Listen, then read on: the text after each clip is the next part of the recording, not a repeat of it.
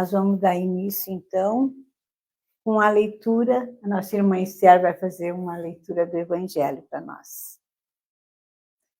Então, do capítulo 5, a justiça das aflições. Somente na vida futura podem efetuar-se as compensações que Jesus promete aos aflitos na terra.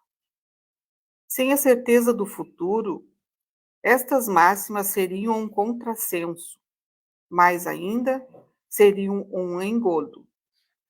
Mesmo com essa certeza, dificilmente se compreende a conveniência de sofrer para ser feliz. Dizem que para ter maior mérito, mas então pergunta-se, por que sofrem uns mais que os outros? Por que nascem uns na miséria e outros na opulência, sem coisas alguma haverem feito que justifique essa posição? Porque uns nada conseguem, ao passo que os outros tudo podem sorrir? Todavia, o que ainda menos se compreende é que os bens e os males sejam tão desigualmente repartidos entre os vícios e as virtudes, ou que os homens virtuosos sofram ao lado dos maus que prosperam. A fé no futuro pode consolar e infundir a paciência, mas não explica essas anomalias que parecem desmentir a justiça de Deus. Entretanto, desde que admita a existência de Deus, ninguém pode o conhecer sem o infinito das perfeições. Ele necessariamente tem todo o poder, toda a justiça, toda a bondade, sem o que não seria Deus. Se é soberanamente bom e justo, não pode agir caprichosamente, nem com parcialidade. Logo, as vicissitudes da vida derivam de uma causa, e pois que Deus é justo, justo há de ser esta causa. Isto, o que de cada um deve bem compreender-se por meio dos ensinos de Jesus. Deus pôs o homem na direção desta causa, e hoje, julgando-o suficientemente maduro para compreendê-la, lhes revela completamente a lúdia causa, por meio do Espiritismo, isto é, pela palavra dos Espíritos. Então, com essa mensagem, que possamos fechar nossos olhos, mentalizar Jesus, nosso Mestre, pedindo, Senhor, as bênçãos para essa noite, o amparo divino, os nossos irmãos espirituais estejam conosco nesta noite, iluminando a todos os nossos irmãos e aqueles que vêm em busca de ajuda, de esclarecimento, possam receber aqui, Senhor, o amparo divino. E assim, em nome de Jesus, nós demos por aberto a doutrinária da noite de hoje. Que assim seja. Então, nós vamos pedir para a nossa irmã Esther, então, aí anunciar nosso irmão. Então, mais uma boa noite, que como diz o seu Valmor, um boa noite é bom e dois é melhor, né? E eu queria apresentar para vocês não conhecem esse moço aqui, é o seu Ney Basso, trabalhador da nossa casa espírita, e hoje ele vai nos falar mais uma parte que é essa parte do Evangelho aqui, ele vai nos dar algumas conversas sobre esse tema aqui.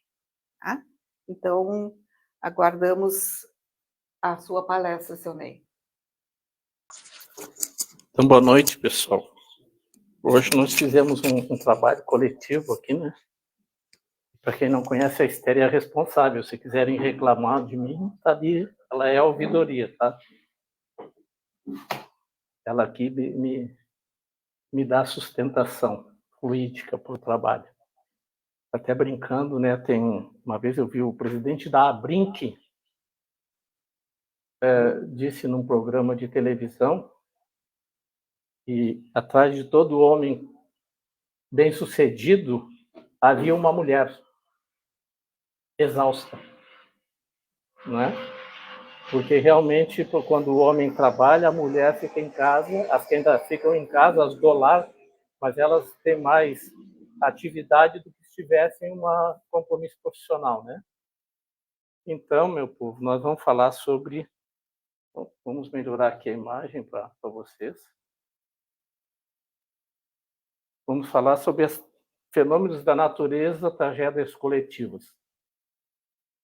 Desde o mês de maio, a gente começou a amadurecer a ideia e de buscar material para fazer essa palestra conversando a respeito desse tema que é totalmente atual.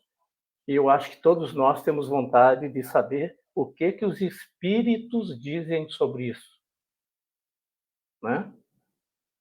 E para iniciar o trabalho, eu trouxe aqui uma carta que foi publicada no jornal Estadão, do Estado de São Paulo, escrita por Nizam Guanais.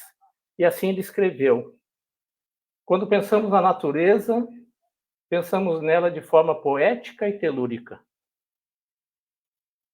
Mas terremoto é também natureza, tsunami também é natureza, seca, nevasca, chuvas torrenciais, avalanche, é tudo natureza. A natureza está agindo em legítima defesa, escreveu ele.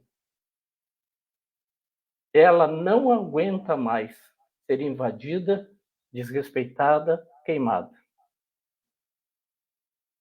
E é tudo uma questão contábil. Explorar a natureza é receita. Preservar a natureza é despesa.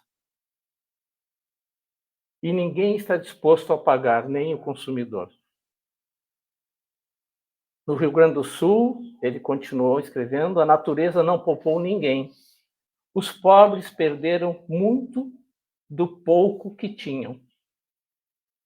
E os ricos, muito do muito que têm. A espiritualidade, meus irmãos, minhas irmãs, ela desde a segunda metade do século XIX, ela já nos adverte, já nos fala no livro A Gênese, lá no capítulo 9, cujo título é Revoluções do Globo. E olha o que a espiritualidade nos diz. Os continentes que hoje conhecemos nunca tiveram os aspectos atuais. E mais, nem sempre estiveram acima da superfície das águas como hoje estão. As forças naturais, o vento, a chuva, as forças internas do planeta, o próprio luar, estão em constante luta contra as regiões terrestres que lhes oferecem resistência. Estão sempre mudando a fisionomia do planeta. E quais são as consequências? Nesse capítulo, a espiritualidade nos fala da precisão dos equinócios. E também a gente começa a entender ali um tema que é bem difundido hoje, quem botar no Google, escrever assim, verticalização do eixo da Terra. Nós vamos ver que a Terra está em constante movimento sobre um outro eixo também. Não só o seu movimento em torno do eixo dela própria, em torno do Sol. Ela também se manifesta através de um outro eixo. E essa manifestação, ela traz essas mudanças no planeta. Só que essas mudanças ocorrem aos milênios. Nós contamos o nosso tempo por minutos, dias, né? Essa modificação no planeta, ela acontece aos milênios. E o próprio Emmanuel nos coloca, através da escrita de Chico Xavier, uma pergunta que foi feita a Chico, e ele, o Emmanuel está aqui do lado, eu vou perguntar para ele sobre a Atlântida. sobre a Atlântida. E o Emmanuel respondeu que o cálculo de 37 mil anos que a Atlântida submergiu é aproximadamente certo. E colocou Emmanuel, considerando que as últimas ilhas que guardavam os remanescentes da civilização Atlântida submergiram mais ou menos de entre 9 a 10 mil anos antes da Grécia de Sócrates. E a espiritualidade nos fala dos Atlantes, que também eram oriundos das raças adâmicas. Talvez a quarta raça adâmica dos exilados de Capela foram os Atlantes. Nós podemos botar um slide aqui. O hábito do tablet, né, ou do celular, a gente vai no notebook e toca na tela.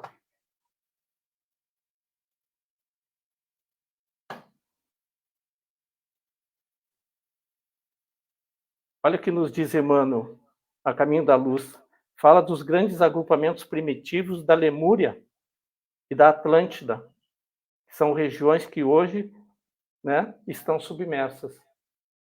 E as datas dessas histórias ficarem precisas no acervo do conhecimento dos povos.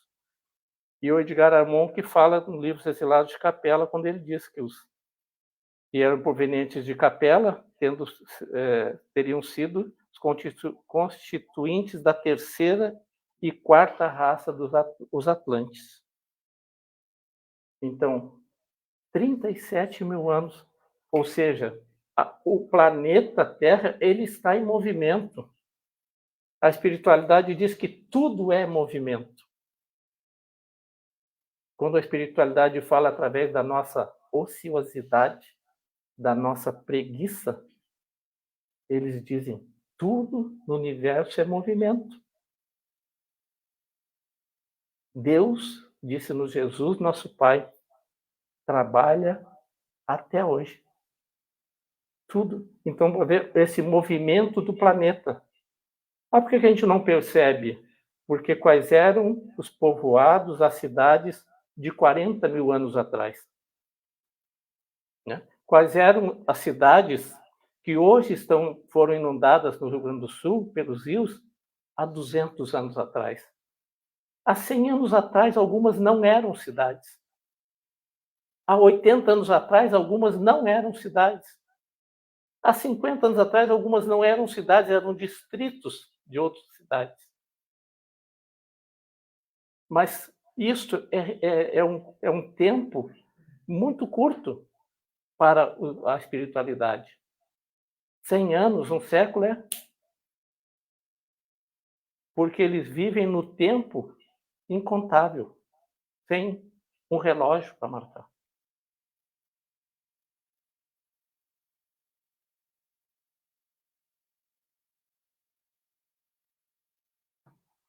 Vamos trocar o slide aqui.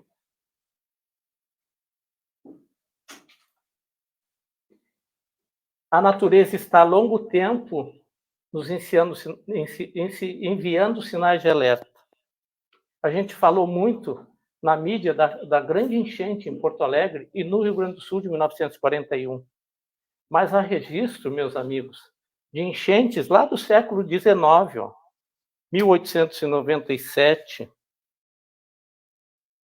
já no século XX, 1905, 1912, 1914, 1926, que fizeram muitos estragos, essas enchentes também. E há registros de enchentes. Em 1873, em Taquari, o rio subiu 3,5 metros,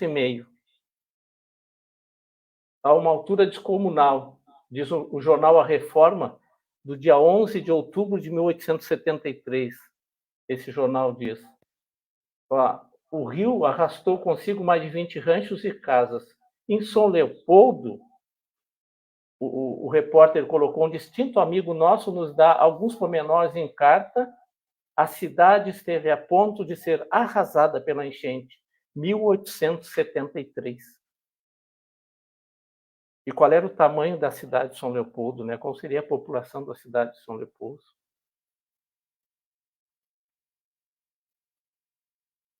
Tem várias. O jornal Correio do Povo fez uma extensa reportagem histórica sobre essas enchentes. Quem procurar no site do jornal Correio do Povo vai encontrar muitas informações. A natureza está há muito tempo nos avisando, né? Nós tivemos lá, em 2006, um tsunami na Ásia. A gente lembra do tsunami da Ásia?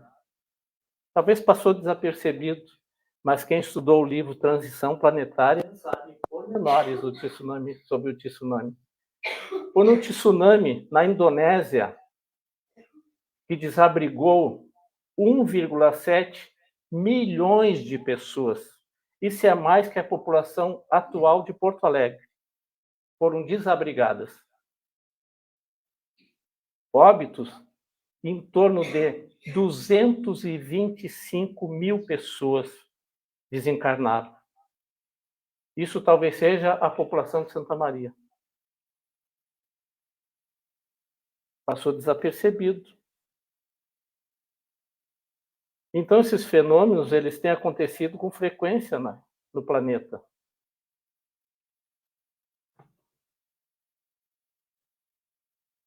Um exemplo, a gente viu esse recentemente em Dubai. Olha que o texto ali.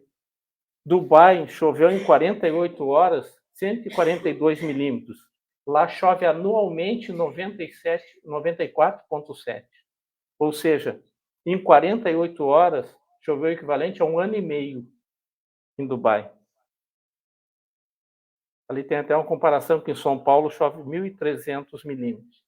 Né? E surpreendeu a população lá. Isso a gente viu bastante na mídia. Porque Dubai dá Ibope. Né? A Indonésia não dá.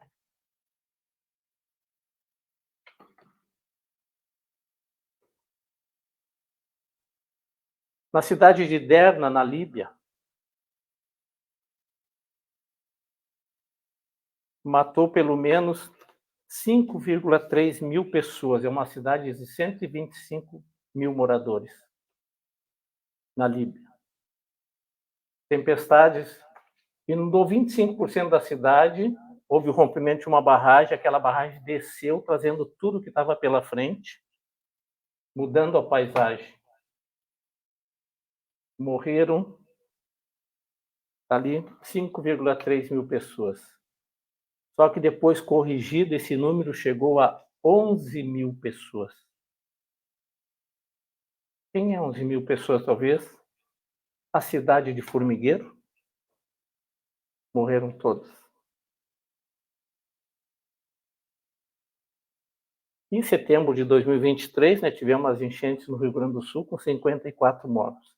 Menos da metade do número de óbitos da atual enchente.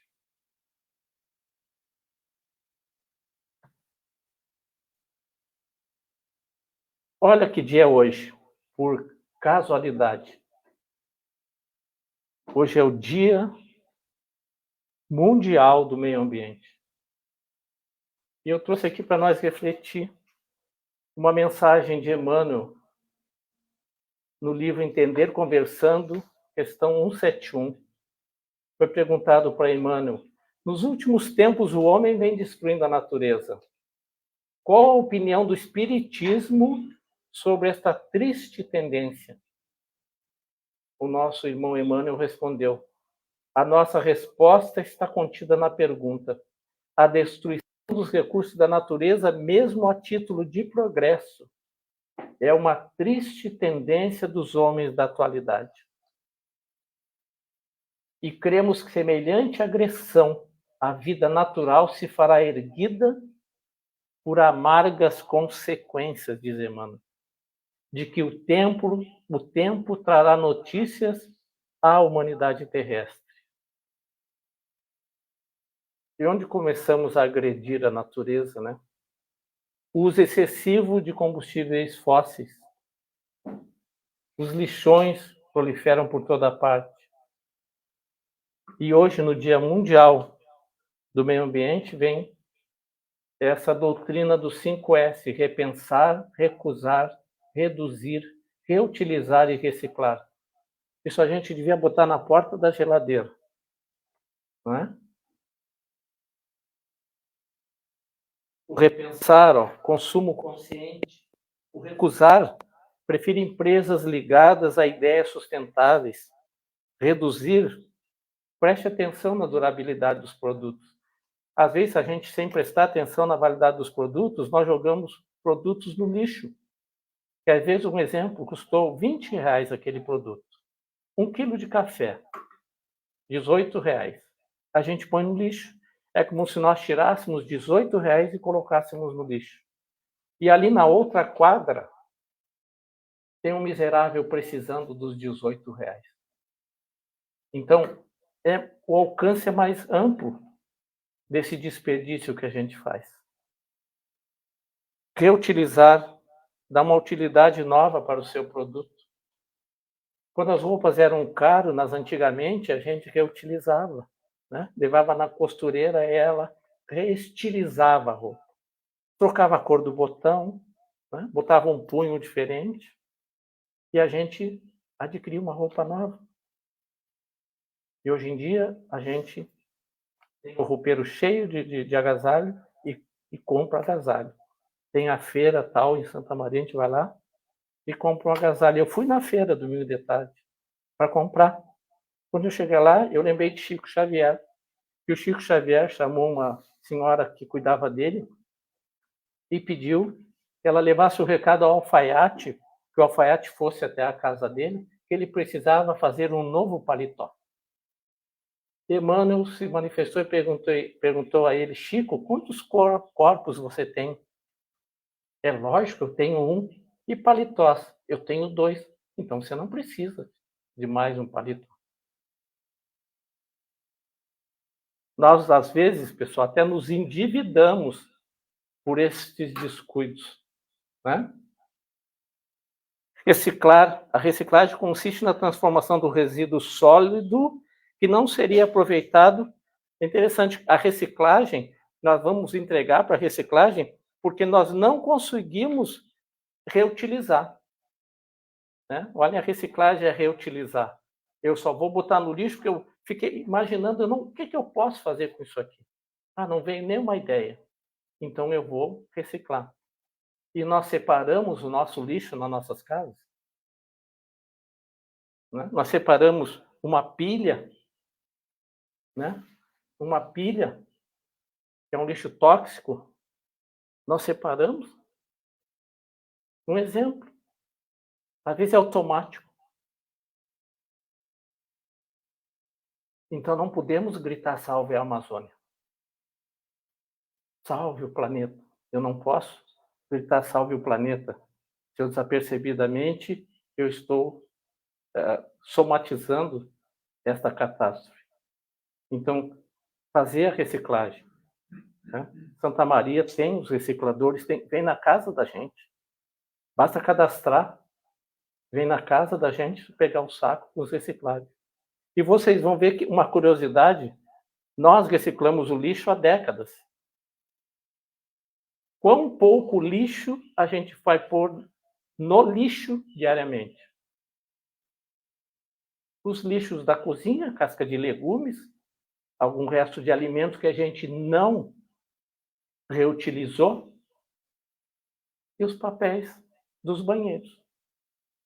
O resto a gente vai encher rapidamente um sacão de lixo reciclável.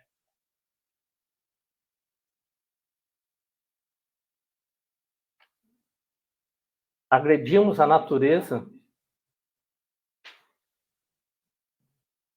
até contra a lei. As matas ciliares. Eu botei uma imagem ali que eu achei que ela mostra bem o que é uma mata ciliar. O rio vai serpenteando e a mata vai serpenteando dos dois lados com o rio. O que essa mata evita? Primeiro, é bom lembrar que a mata ciliar é protegida por lei, né? É uma área de preservação permanente. A mata ciliar impede que as sujeiras sólidas, quando chove demais, né? Essa água vem em direção ao rio, mas a mata ciliar vai filtrar, vai peneirar e só vai deixar passar água. Ela vai reter o solo no solo. Ela impede que sujeiras sólidas como terra, restos de inseticidas, herbicidas, fungicidas e adubos cheguem aos rios, às lagoas e aos córregos. A destruição das matas ciliares também favorece a erosão das barrancas dos rios. O rio vai ficando mais largo. Então, a pessoa que retira essa mata ciliar, ela pode, com o tempo, perder área da sua propriedade, porque o rio vai desbarrancar, né?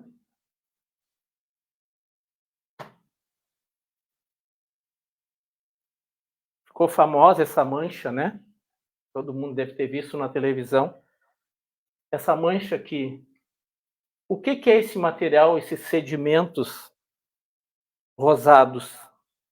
Essa mancha é altamente contaminada. Em Pelotas, vários bombeiros tiveram doenças por terem contato com essas águas e precisaram, alguns, de hospitalização. Problemas de pele e problemas outros de saúde física. Essa água tem materiais de todos os tipos, dejetos, detritos, restos de animais mortos. Lá em Rio Grande, que é a ponta, está aparecendo rato, frangos, gatos, cães mortos, que é a ponta, a saída da água. O mau cheiro é insuportável. Restos de animais, trata-se de uma água cheia de sedimentos em suspensão, partículas sólidas como areia. De onde veio essa areia? Lá das lavouras, onde não há uma mata ciliar, né? E é areia, pessoal. Foi depositado em algumas ilhas do Guaíba um volume que a expansão das águas do Guaíba levou para a orla, em torno de 1,80 m de altura. 1,80 m de altura. Houve depósito de areia em ruas daquela localidade. De onde veio essa areia? Das lavouras. Dos locais onde o rio foi passando, foi lavando e foi trazendo. Só que, à medida que a água lavou a lavoura, ela tirou todos os tratamentos que os agricultores fizeram naquela terra. A nossa produção agrícola nas terras que foram inundadas deve ter uma queda vertiginosa, porque a terra ficou estéril, porque ela estava viciada em adubos, herbicidas, fungicidas que foram lavados e jogados para os rios. E isso vai mexer com a flora e com a fauna, especialmente na Lagoa dos Patos, porque essa água está envenenada. Isso vai refletir na economia das cidades. Pelotas, Rio Grande, São Lourenço do Sul, cidades, especialmente São Lourenço, que há muitos pescadores.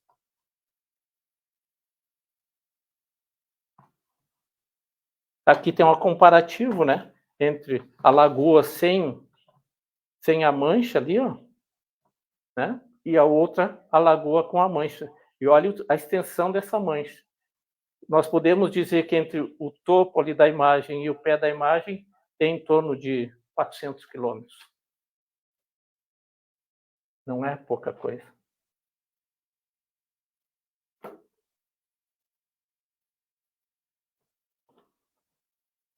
O homem sempre interagindo com a natureza.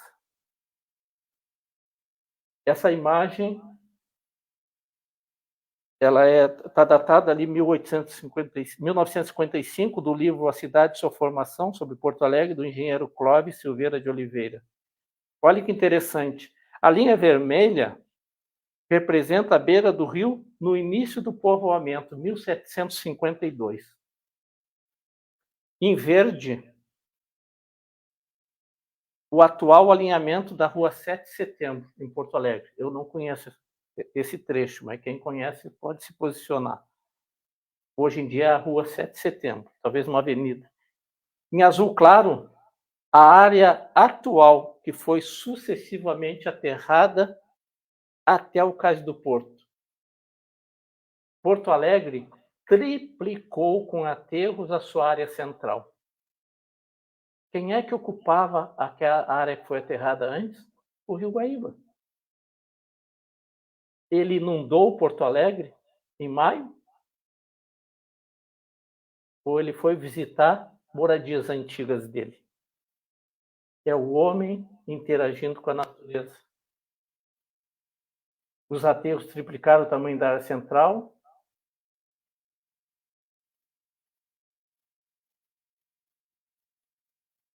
Em todos os casos, o desafio que se impõe é o domínio e a domesticação da natureza pela técnica da engenharia. Desenvolve-se cada vez mais sistemas de engenharia para construir, para aterrar, para construir dentro d'água. Áreas conquistadas por aterros, né? Aumenta a ameaça de cheias. Fenômenos da natureza, livro dos Espíritos, pergunta 536. Olha que pergunta Kardec fez, mas a resposta é retumbante. Kardec perguntou: são devidos a causas fortuitas? É por acaso?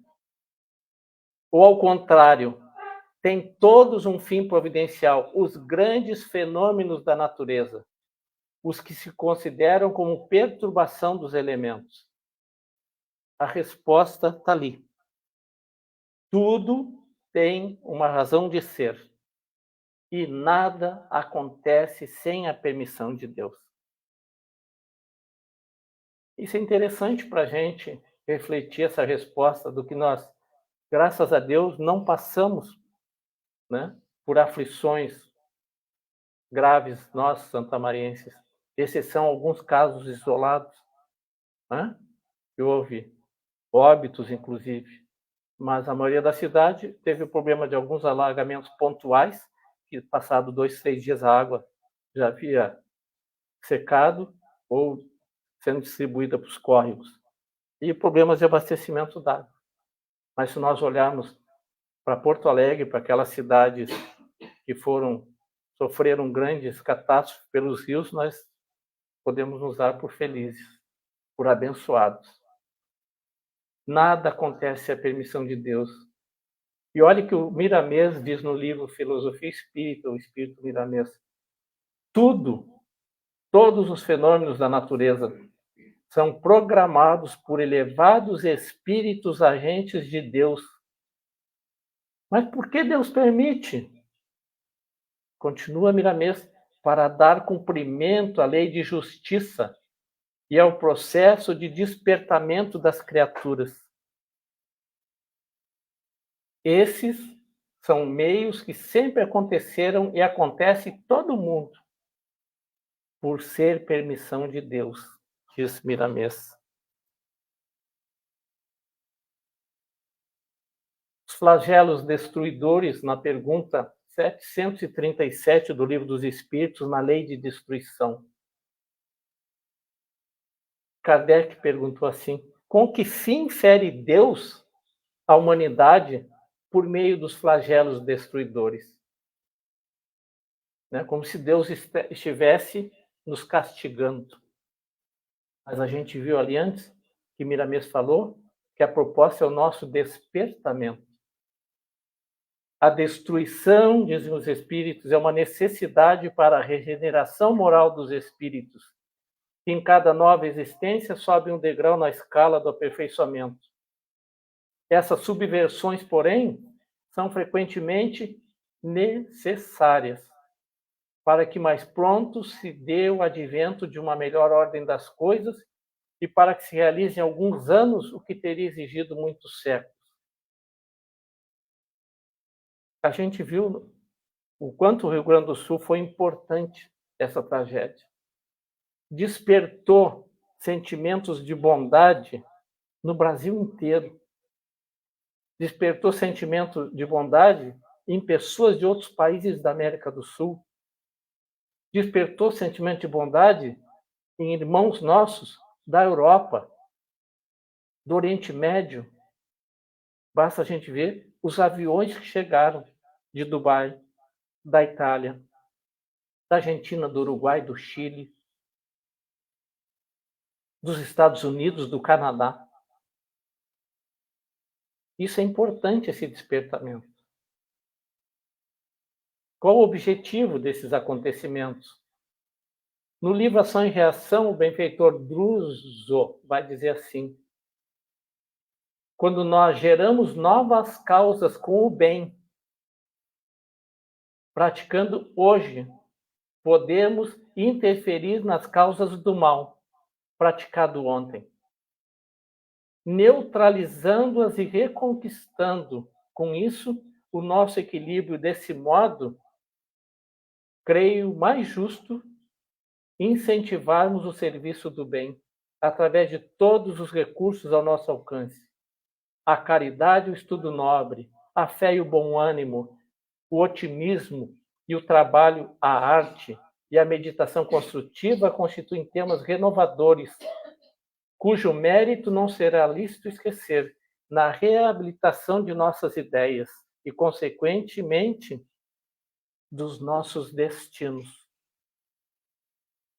Né? Como será a minha próxima existência na Terra? Como será a minha situação quando eu passar pela porta do túmulo?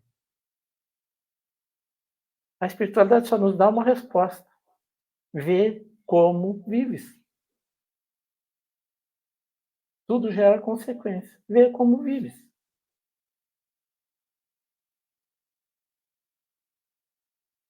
Temos que mudar o nosso pensar e o nosso agir, nos sugere a espiritualidade. É o cumprimento da lei de justiça. Nós temos karmas coletivos a reparar. Talvez um desses karmas é resultante de uma revolução famosa que ocorreu em 1835, a Guerra dos Farrapos. Nós tivemos grandes desenvolvimentos de tropas, de povo do Rio Grande do Sul e Santa Catarina, junto com nossos irmãos argentinos e uruguaios, na Guerra do Paraguai, onde o Brasil dizimou um país.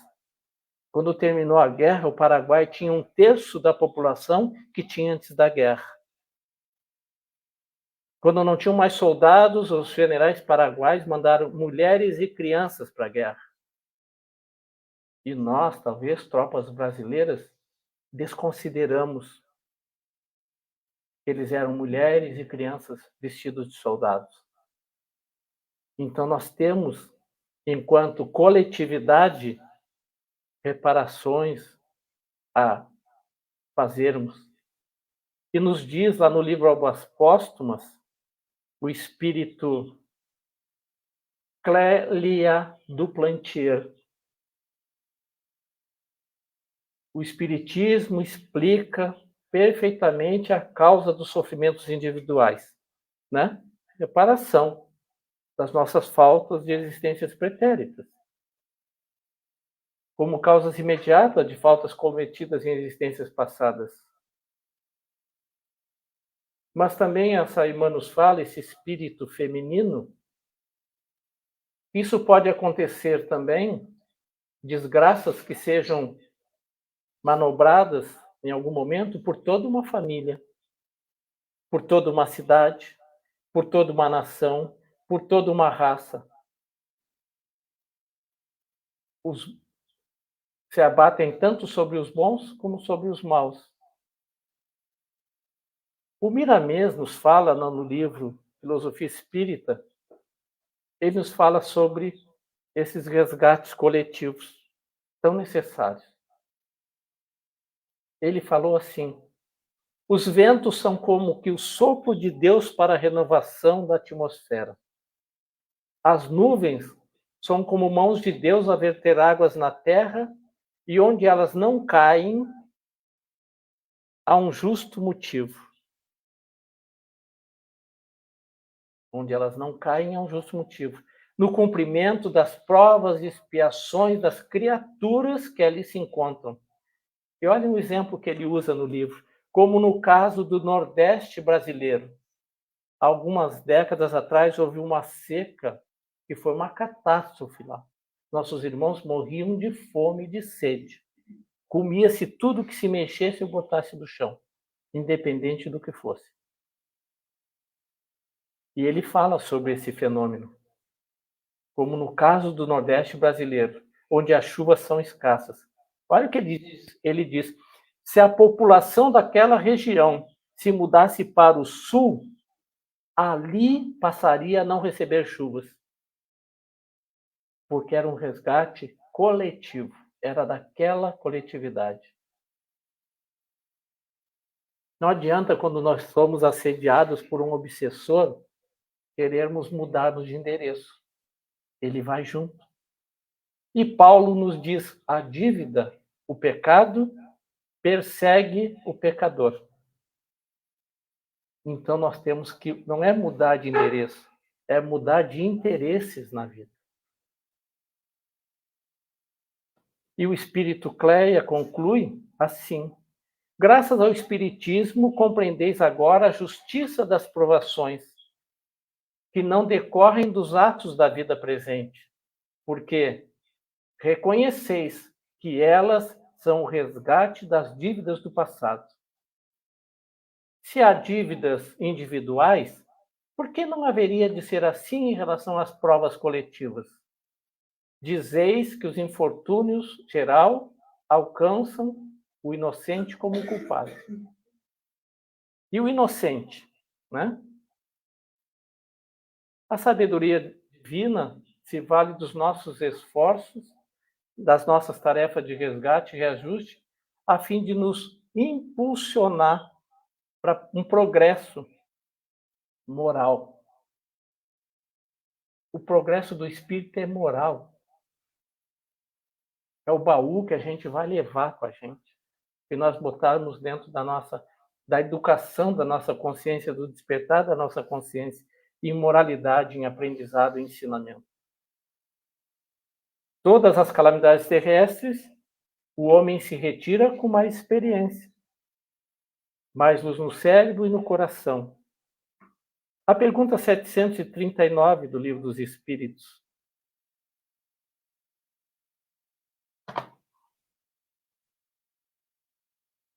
Temos flagelos destruidores utilidade? Perguntou Kardec. A tragédia é útil para alguém? Do ponto de vista físico, colocou ele. Não obstante os males que ocasionam, os benfeitores disseram: tem utilidade. Muitas vezes mudam a condição de uma região, mas o bem que deles resulta só as gerações vindouras o solicitam. E Kardec comenta na 741, palavras de Allan Kardec: não tem, porém, o homem encontrado na ciência, eu trouxe aqui exemplos do homem encontrou na ciência, forma de minorar os efeitos dos fenômenos da natureza. Os diques da Holanda. Não tem o homem encontrado na ciência, nas obras de arte, no aperfeiçoamento da agricultura, no afolhamento e nas irrigações, no estudo das condições higiênicas, meios de impedir ou quanto menos de atenuar. Está aqui um exemplo na Holanda. Né? Está ali um exemplo na Holanda. E continua, certo, Kardec, certas regiões outrora assoladas por terríveis flagelos, não estão hoje preservadas deles? Está ali o exemplo. Temos mais um aqui. Esses são os diques da Holanda. Olhem o dique com utilidade, ó. É uma via expressa. ao mesmo tempo que ele impede que o oceano invada áreas e mantenha a população em segurança. E é uma via expressa. No Japão, quanto nós crescemos vendo notícias de tragédias ocasionadas no Japão, resultante dos terremotos. Eles desenvolveram tecnologias de construção de prédios. Esses túneis contêm as águas das enchentes.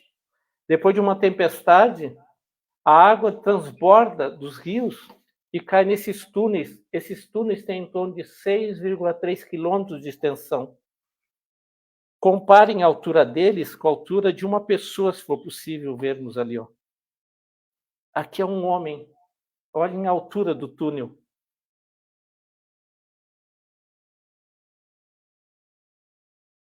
Depois, então, em vez de alagar a cidade, essa água converge para esses túneis e fica ali armazenada.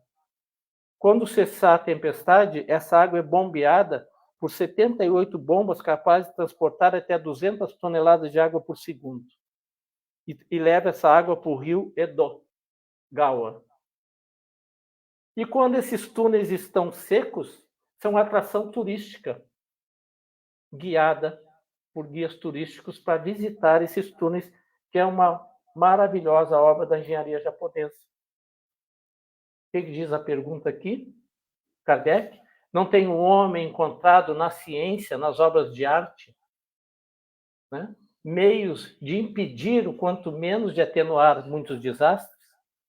Aqui foi investimento na natureza.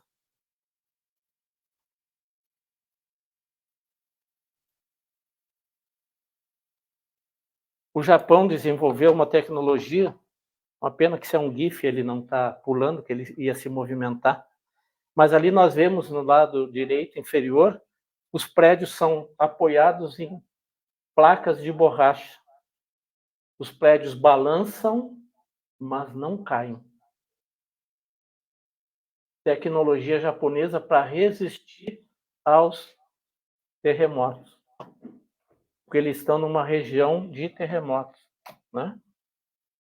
Porque a Terra não é uma bola sintética. A Terra, o planeta é como se fosse aquelas bolas de couro antigas feitas de gomos. Os gomos são as placas tectônicas. Existem placas tectônicas de vários tamanhos, grandes, médias e pequenas. E elas vão se acomodando. Na realidade, quando há um terremoto, é uma acomodação de uma placa tectônica. Para nós espíritas, há uma notícia muito boa que a espiritualidade nos traz. No mundo de regeneração, diz Emmanuel, as placas tectônicas que estão se acomodando estarão encaixadas. Isso podemos deduzir que no mundo de regeneração não haverá terremotos. E os terremotos geram os tsunamis. Porque no mundo de regeneração só vamos habitar esse mundo, reencarnar nesses mundos, nesse novo estágio futuro da Terra, porque tudo progride no universo, quando nós houvermos reparado todas as nossas faltas. Porque no mundo de regeneração não haverá expiações. Só haverá provações, que as provações são as nossas avaliações para ver que estágio espiritual estamos. E avaliações, provações existirão por todo sempre. Então, são as lições que ficam desses fenômenos da natureza, que, como a gente viu, o Japão e a Holanda nos dão exemplos.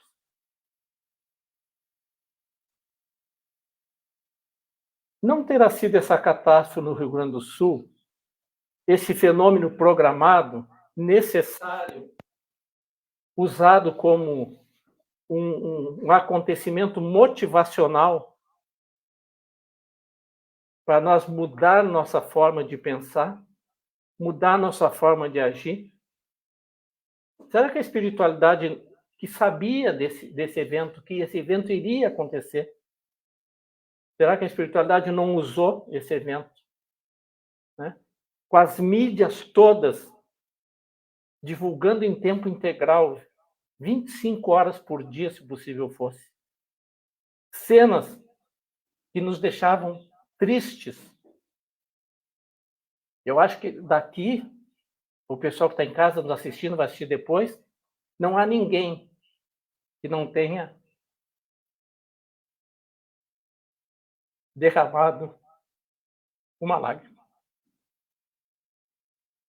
E quem não derramou uma lágrima, cuidado. Talvez venha um vírus seletivo por aí, que vai nos ensinar a ser fraternos. Nós fomos convidados com a tragédia do Rio Grande do Sul. E talvez, aproveitando que essa tragédia fosse no Brasil também, a pátria do Evangelho. Para que seja um exemplo, uma lição contundente, uma explosão de dor, para ver se não quebra a dureza, essa explosão de dor, de sofrimento, quebra a dureza dos nossos corações. Será que o mundo espiritual não está usando e trabalhando com esse fenômeno? O despertamento do Brasil, dos nossos vizinhos? Né? Porque eu mostrei para vocês o tsunami na Indonésia. Centenas de milhares de mortos. Não fiquei triste. Porque era lá longe. Quando o incêndio é na casa do vizinho, vamos proteger nossa casa. Então há necessidade da dor. E que a dor se aproxime de nós. Para que a gente desperte. Um exemplo que a espiritualidade sabe que tudo que acontece, eu hoje fui pesquisar no livro Transição Planetária e diz assim, quando veio a equipe espiritual que foi para a Indonésia prestar o socorro espiritual. Se observarmos algumas citações das obras de Manuel Filomeno de Miranda, né? Os mentores espirituais de lá, antes da ocorrência do fenômeno, eles já sabiam que ia acontecer um terremoto no oceano e um tsunami na costa. Os governantes espirituais daquela região já sabiam. E antes que acontecessem, eles pediram socorro para o plano espiritual. Os mentores, na aproximação da catástrofe, pedem ajuda ao plano espiritual. E do plano espiritual se deslocam para aquela região e talvez para o Rio Grande do Sul, porque eles sabiam que isso ia acontecer aqui também. É uma analogia, uma comparação, mas eles sabem. Se deslocam equipe de socorristas antes de acontecer o fenômeno na Indonésia. Constroem instalações para acomodar os desencarnantes, que foram mais de 2 centenas de milhares. Que nesses momentos são numerosos, bem como amparam a população dentro do merecimento e necessidade de cada criatura. E será que aqui no Rio Grande do Sul não recebemos também essa dádiva? Para nós encerrar, somos caridosos espontaneamente ou somente quando nos provocam? As tentações citadas na oração do Pai Nosso, que a gente pede, ai meu Deus, me livra das tentações. O que é a tentação?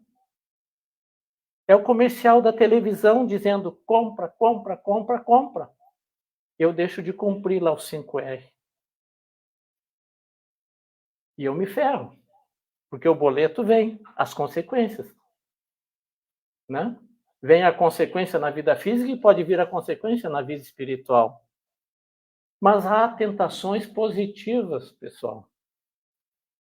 Quando nos vem aquele pensamento, aquela vontade que nos convida para nós nos alistarmos, sermos voluntários em uma obra social. Será que aqui nunca ninguém foi assaltado por esse pensamento? Não tenho tempo. Agora não é a hora. A hora pode não chegar, porque ninguém sabe o dia de amanhã. E como diz o apóstolo Lucas, Quando passarmos para o mundo espiritual, alguém nos dirá: dá conta da tua administração. Como administrasses o tempo, o corpo, teus bens materiais. Então, nós somos assaltados por essas tentações positivas. Então, que a gente não crie obstáculos. Para nós encerrar, uma frase também do jornalista, aqui sobre o socorro espiritual, né? Essa cena do filme Nosso Lar, quando eles estavam partindo para socorrer a tragédia coletiva chamada Segunda Grande Guerra, né? Para nós encerrar, essa frase do jornalista lá, do texto da abertura. A natureza está avisando-te. Sirva a nossa tragédia de aviso a toda a terra. Eu achei muito reflexiva essa frase, né? Tem muito para a gente parar para pensar. A natureza está nos avisando. E lá no livro, a Gênesis já fala que a natureza está nos avisando. E muitos desses fenômenos cíclicos do planeta, a nossa interferência na natureza está fazendo com que esses fenômenos se acelerem. Então, fenômenos que iriam levar milênios podem ocorrer em séculos, ou menos ainda. Porque nós estamos interferindo de uma forma muito grave na natureza. Nós tiramos petróleo, nós deixamos a terra oca? Não. Algumas empresas botam água para preencher aquele espaço. Só que o petróleo tem um peso específico, a água tem outro peso específico. Então, assim, eu trouxe aqui uma visão espírita, né? Desses fenômenos que está lá no livro dos Espíritos, está no livro A Gênesis, e sirvam as nossas tragédias de aviso a toda a Terra. E hoje precisamos, né, cuidar mais do nosso planeta, como ali o Dia Mundial do Meio Ambiente. Se a gente pudesse praticar, né, os 5 R's aos pouquinhos em casa, botar na geladeira, e vamos, inclusive, economizar, né, valores.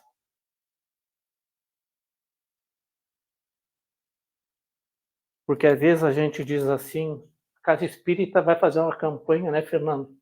Queremos, quem puder, doar uma cesta básica. Aí a gente pensa, não posso, não tenho condição de doar uma cesta básica. Se a gente gastar menos energia elétrica, menos água, menos combustível, menos cigarro, menos bebida, nós vamos ter condição de doar uma cesta básica para um miserável, sem onerar o nosso orçamento. Então, muito obrigado, pessoal. Fica aí a reflexão. Se as nossas irmãs não se manifestarem, eu vou continuar falando, até não sei quando.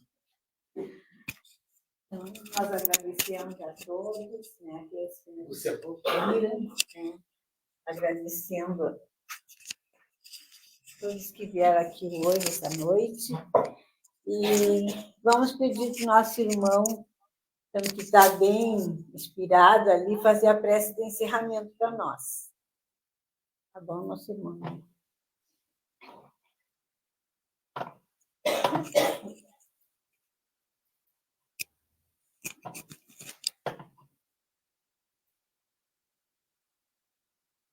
Então vamos. Já estamos. Desde que pensamos de manhã, quando acordamos, hoje eu vou no centro espírita. Vou no grupo de estudo, vou assistir a palestra, vou tomar um passe, vou reencontrar meus amigos, minhas amigas, vou ter um fechamento de dia feliz. Então estamos, desde aquele momento, juntos, próximos de amigos espirituais, que talvez realizaram uma tarefa bastante grande para que não desviássemos os nossos pensamentos dessa idealização do acordar. Que bom que nos reunimos aqui, Senhor, buscando a luz, o alimento para nossas almas. Todos somos aflitos, Senhor. Às vezes, não transparecemos e trazemos mágoas, tristezas, dores. Alguns, Senhor amado, trazem dores mais fortes e precisam mais da Tua presença. Pois Tu dissestes que não viesses à terra para os sãos. Mas somos nós, Senhor, almas que precisam de algum lenitivo, intensidade mais acentuada ou menor, mas aqueles que possam, Senhor, sejam a Tua mão amiga, o Teu soldado, em cada esquina deste planeta. Que a Tua paz, Senhor, envolva-nos, penetre-nos e que possamos, abastecidos por essas energias, irradiar para os presídios, as penitenciárias, os albergues, os asilos, os orfanatos, a fase, os hospitais, a todos aqueles leitos onde tem alguém em dor, em sofrimento. Que essa energia percorra os corredores, visite todos os leitos e ampare também todos os trabalhadores, Senhor, na área da saúde, na área da educação e na segurança pública. Atividades tão necessárias à manutenção da nossa vida aqui na Terra. Muito obrigado, Senhor, por Teu amor. Que assim seja.